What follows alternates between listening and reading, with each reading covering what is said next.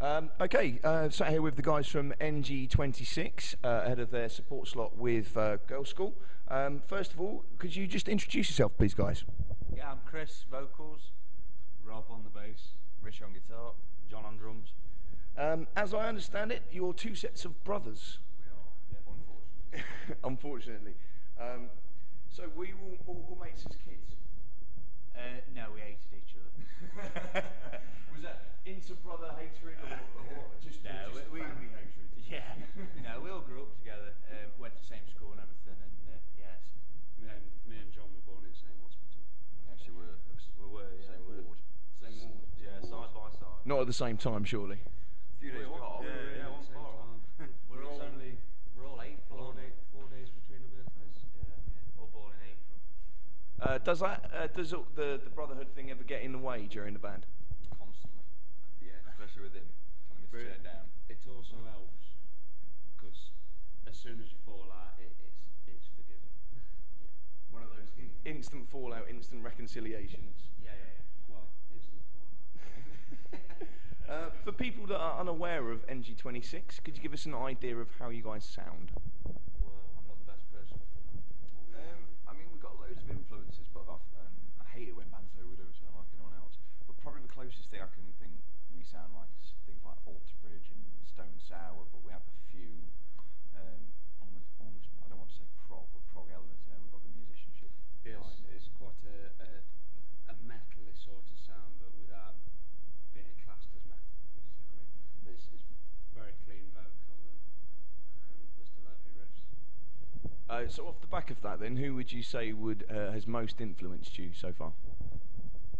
Most influences. Well, the influences go right back. I mean, the bands we can all agree on a sort of Thin Lizzy and Kiss, and then Alter Bridge and Stone Sour, and then the rest of it we fall. Yeah, that's a good one. Yeah, everything else would fall out. We all like very different things.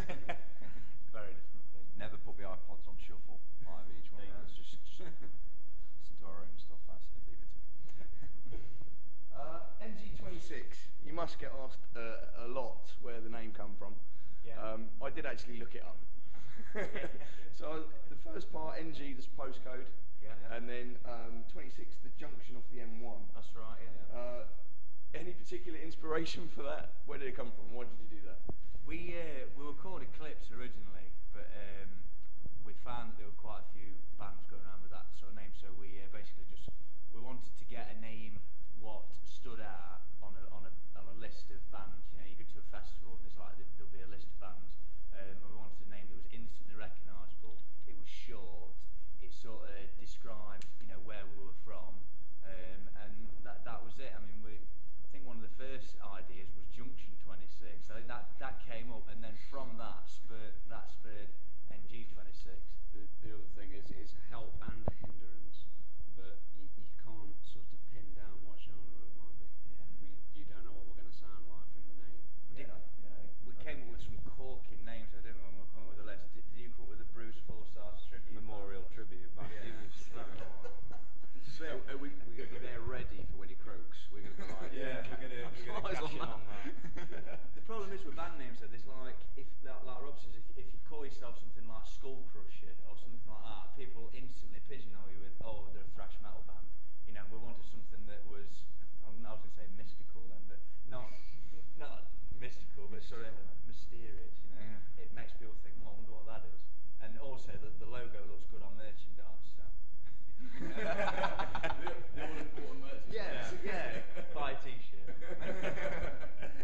So you could actually go out and you could support yourselves. Yeah.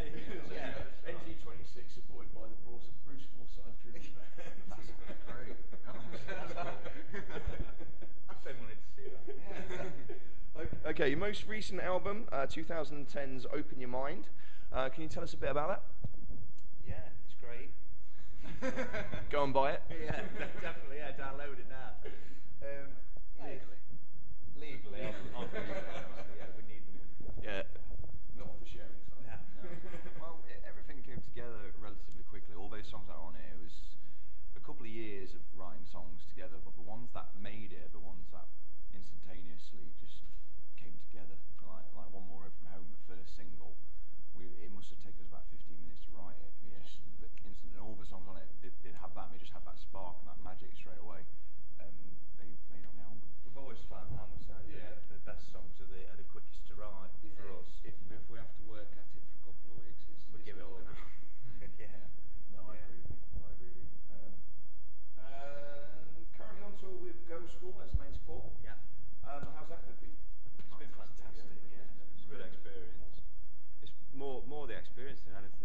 personally for me, it's great to get out and play some good shows. I mean, they themselves are legends, and there's all the backstories of all the legends that they've met. And They've got some stories. Have you been able to keep up with them drinking? We've not really witnessed that yet. There was a bit last night where they went down to the bar after they were done. No, we were holding our own. We were holding our own. Tonight could be interesting though. Yeah, we did have a conversation with the guy at the hotel though, didn't we? That one of the things is with this, it's such hard work. You load in, sound check, show, load out, hotel. By the time we get back to the hotel, it could be 2 in the morning, sort of thing. So obviously you're getting up early the next day.